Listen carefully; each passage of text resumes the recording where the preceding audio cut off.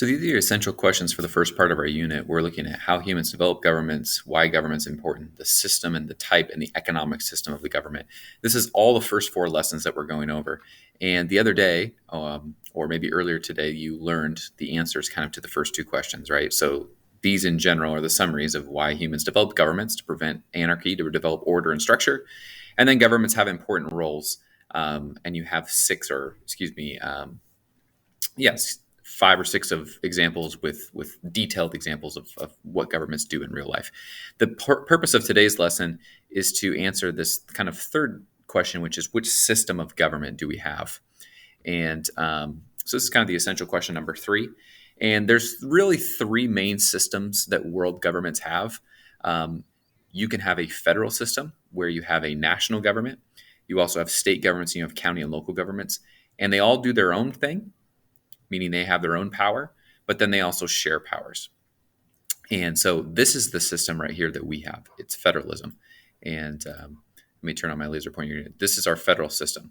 The only thing I don't like about this chart is I wish that this circle with the federal government was bigger, because this kind of makes it seem like the state government has the same amount of power as the federal government, and that is not true. Our government, the federal government, has more power, or what we mean by that is if they share power, if the federal government shares power with the state government and the federal government changes a law, the states have to follow it. So that could be, there's a lot of examples that deal with this, whether it's tax policies or energy policies or the way that they build highways or they fund Medicare or Medicaid and the states implement it. There's a lot of things that the states have to abide by. However, the states get to do things like grant marriage certificates, run schools. They have their own powers in a lot of ways. And then cities have their local governments with their local taxes and sales taxes and other things. So this is the system that explains the United States. But you want to imagine that this circle is much bigger. Okay. In other countries, it's different. The central government has the most power, and the states just basically execute whatever the central government says. They really don't have any separate powers. They are just administrating whatever the central government says. Okay. And so in this system, the central government just has a lot of power. You see this in a lot of European countries or in smaller geographic countries. The third system is pretty rare. It's called a confederation.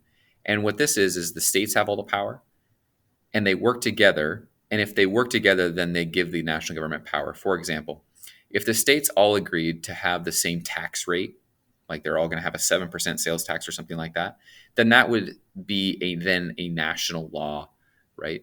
But if the states don't agree, then this doesn't become a national law or policy. And the national government really doesn't have much power at all. It's just more of a way for people to get together and talk about common difficulties or common strengths. This is an old system. This is also the first system the United States had, and we abandoned it because it doesn't work very well. This is a pretty primitive and basic system. So once again, this is our system, and this is a system that you might compare in other countries. An example of this, obviously, is the United States. Also, with federalism, you usually see this in countries that are really big geographically because you can manage a lot of people over a vast area because you're giving the states and provinces in some countries a lot of power. An example here is England.